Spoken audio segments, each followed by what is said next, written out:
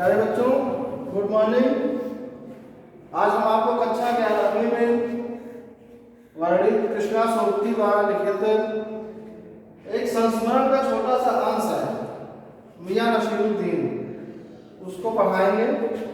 और यह शब्द चित्र जो है मियां नसीरुद्दीन के विषय में, जो कृष्णा सोबती के पास में ही रहा करते थे, उनके विषय में उन्होंने बताया है। सर्वप्रथम तो आपको बताते हैं कृष्णा सोबती थी कौन। कृष्णा सोबती एक भावुक हृदय हिंदी साहित्य की लेखिका है, जिनका जन्म 18 जनवरी 1925 को पश्चिमी पंजाब वीडियो चालू है क्या? में अच्छा, हुआ था, जो अब पाकिस्तान में है। अब पाकिस्तान में है और इनकी शिक्षा दीक्षा पंजाब में हुई थी, लाहौर में हुई थी, दिल्ली में हुई थी। अंतर पढ़ने में बहुत अच्छी विद्यार्थी रही है, जिसके कारण दिल्ली प्रकाशन में इन्होंने प्रौढ़ शिक्षा विभाग में अधिकारी के पद पर काफ़ी दिनों तक काम किया और साथ में हिंदी प्रेम जो था, इनका हिंदी के प्रति लगाव था, वो कहानियाँ लिखना, उपन्यास लिखना, ये सब चलता रहा। मूलतः एक उपन्यासकार, मूलतः एक कहानीकार के रूप में जानी जाती है। मूलतः कहानीकार के रूप में कृष्णा सोबती की प्रसिद्धि है।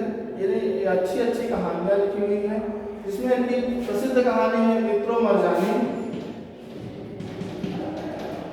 मित्रों मरजानी, दास बिछुड़ी,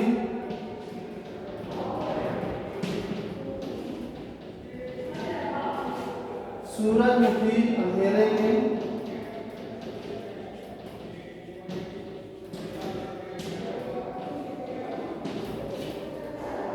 आदि ये इनकी प्रमुख कहानियां हैं। इन कहानियों के द्वारा ही कृष्णा सोबती जी को बहुत प्रसिद्धि मिली। हिंदी साहित्य जगत में कहानीकार के रूप में इनकी एक अच्छी पहचान बनी। कहानी के अतिरिक्त उपन्यास भी लिखा है कृष्णा सोबती जी ने। इनके प्रसिद्ध उपन्यासों में आप जिंदगी नामा, जिंदगी नामा, समय सरगम, ए लड़की,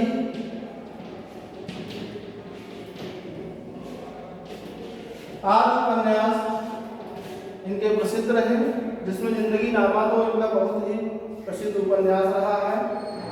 इसके अतिरिक्त संस्मरण के क्षेत्र में भी इन्होंने लेखन कार्य किया है। संस्मरण का सबसे प्रसिद्ध संस्मरण हमशत है।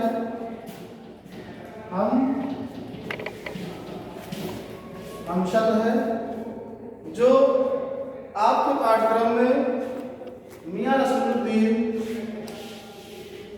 जो पाठ है, इसे हमशत संस्मरण से लिया गया है, जो एक शब्द चित्र के रूप में हमारे पाठ्यक्रम में सम्मिलित किया गया है। लेखिका प्रस्तुत पाठ में लेखिका के पास पड़ोस में ही मियां नसीरुद्दीन जी रहा करते थे और ये बहुत प्रसिद्ध थे रोटियां बनाने के लिए। लेकिन इनकी जो नाम था, इनका जो परिचय था, उसको जानने के लिए लेखिका ने मियां नसीरुद्दीन जी के पास गई और उनके व्यवहार, उनके रुचि और व्यक्तित्व को जो जाना, जो समझा, जो उनकी बातों से पहचाना, उसी को इस शब्द चित्र के माध्यम से पाठ में प्रस्तुत किया है। प्रस्तुत शब्द चित्र मियां नसीरुद्दीन में, मियां जो नसीरुद्दीन जी हैं, वो अपनी बातों से ऐसे अपने आप को प्रस्तुत करते हैं जैसे वो एक मशीना हो, अर्थात इस रोटी बनाने की कला में उनके समतुल्य कोई ना हो। इस तरह का उन्होंने अपना स्वयं बखान दिया है। आइए आगे इस कहानी को बढ़ाते हैं कि जब लेखिका मियां नसीरुद्दीन के विषय में जानती हैं, सुना है। एक दिन वो ऐसे ही अपने कमरे से निकलकर पास में गली में जाती हैं या फिर देखती हैं, सोचती हैं कि चल कर देखा जाए कि मियाँ नसीरुद्दीन की इतनी प्रसिद्धि का कारण क्या है।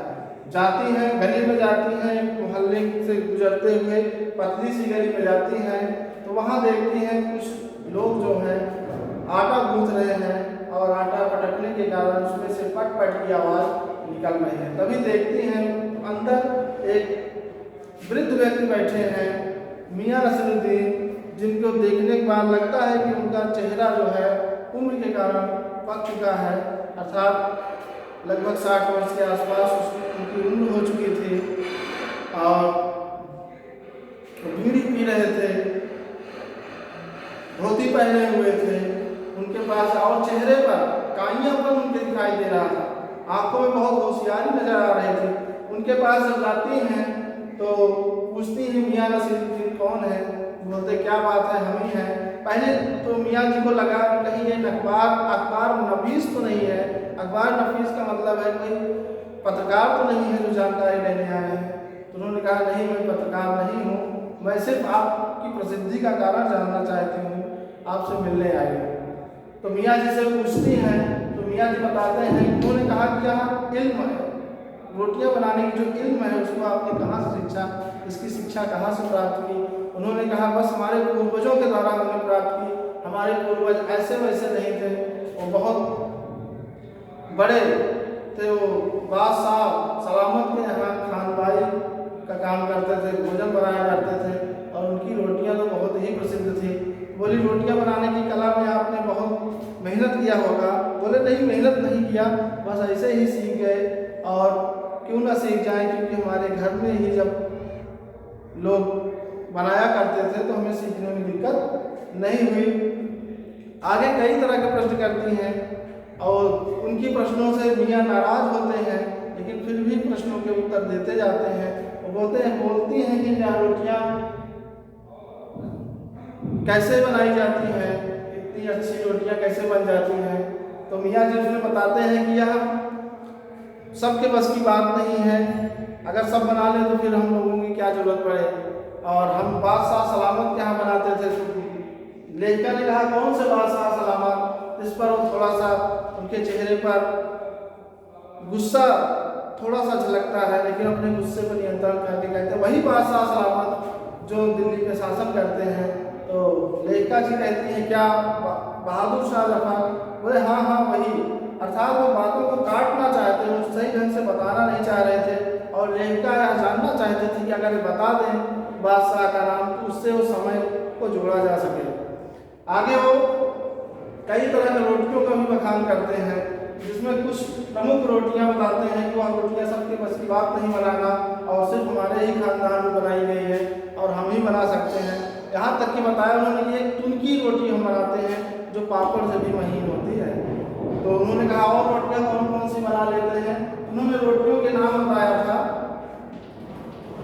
और उन्होंने तो कहा कि हम 56 प्रकार की रोटियां बना लेते हैं। मियाँ ने कहा कि हम 56 प्रकार की रोटियां बना लेते हैं और 56 प्रकार की रोटियां बनाने के लिए ये मियाँ प्रसिद्ध थे। तो लेखिका के मन में जिज्ञासा हुई कि आखिर वह रोटियां कौन कौन सी हैं 56 प्रकार की रोटियां। तो उन्होंने कहा यूं ही ऐसे ही बातों को टालते हुए उन्होंने बताने की कोशिश की, बाकर खानी,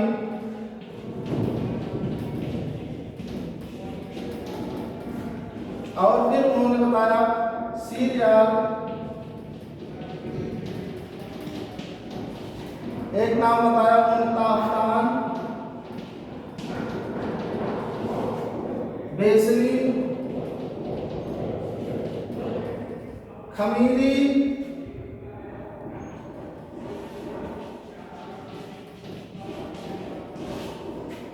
रुमाली, तुनकी, गाजेबंद,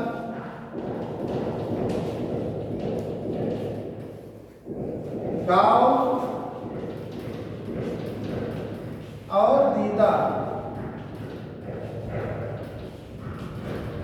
इन कुछ रोटियों के नाम उन्होंने से बातों बातों में ही लेखिका को बताया तो लेखिका को लगा कि सच में कुछ तो बात है जो इनको अलग करती है, लेकिन वो बातों को बहुत बढ़ा चढ़ा के बता रहे थे, जिससे उनकी बातों से लग रहा था वो कुछ छिपा रहे हैं, अर्थात वो झूठ भी बोल रहे हैं। और कुछ लेखिका उनके बच्चों के विषय में जानना चाहती थी, परिवार के विषय में जानना चाहती थी। वो उनकी बातों को काटते हुए दूसरों से बातें करने लगते थे, पास में जाने गुजरने वाले लोगों से बातें करने लगते थे, जिससे लेखिका को लगा कि शायद अब उनका मन अधिक उत्तर देने के लिए नहीं है। तीसरा, आपने क्या देखा कि कृष्णा सोबती जिस मोहल्ले में रहती थी वहीं पास में एक मियाँ जी रहते थे, मियाँ नसीरुद्दीन उनका नाम था, और रोटियां बनाने के लिए बहुत प्रसिद्ध थे। और यहाँ तक कि वो तो कहते थे कि हम 56 प्रकार की रोटियां बनाते हैं, और 56 प्रकार की ही रोटियां बनाने के लिए वो प्रसिद्ध थे। जबकि 56 प्रकार की रोटियां बनना एक मुश्किल जैसा काम है, लेकिन वो अपना बखान करते थे। मसीहा अपने आप बताते थे कि हम खान भाइयों के मसीहा हैं, और हमारे उस्ताद हमारे पूर्वज तो बादशाह सलाम को यहाँ बनाते थे। लेकिन मियाँ को एक भी थोड़ा सा दुख उनमें प्रकट हुआ कि वो ये भी बताना चाहते थे पहले जैसी हम इज्जत कद्र हम रोटियां बनाने वालों की नहीं, अब तो लोग खाए और निकले और सब हजम कर गए और हमको कोई पूछता भी नहीं है। अतः लेखिका और कुछ जानना चाहती थी, लेकिन मियाँ के चेहरे का भाव बदल चुका था। लेखिका को लगा शायद अब वो कुछ बताना नहीं चाहते हैं, उनके चेहरे पे कुछ गुस्सा भी झलक रहा था। तो मियाँ ने और क्वेश्चन करना मुनासिब नहीं समझा और वहाँ से वो चली आई। प्रस्तुत कहानी में इतना ही सा है। और तो देखा आपने कि कृष्णा सोबती जी ने मियाँ नसीरुद्दीन के विषय में जो बताया, वो 56 प्रकार की रोटियां बनाने के लिए प्रसिद्ध थे, उन्हीं के मोहल्ले में रहते थे। गाहिया मोहल्ला नाम था उसका, और 2-4 कारीगरों के साथ बनाया करते थे।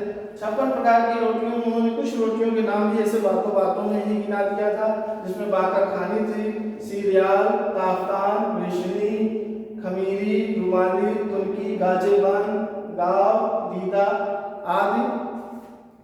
तो इस तरह से कृष्णा सोबती ने एक ऐसा संस्मरण प्रस्तुत किया जो हमारे आसपास हमारे मोहल्ले में होता है, गुजरता है।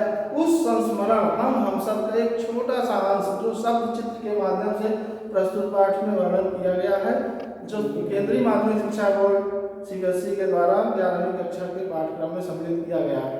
इसका अध्ययन करिएगा और इससे संबंधित कोई जो प्रश्न होगा उसको फिर हम लोग सॉल्व करें।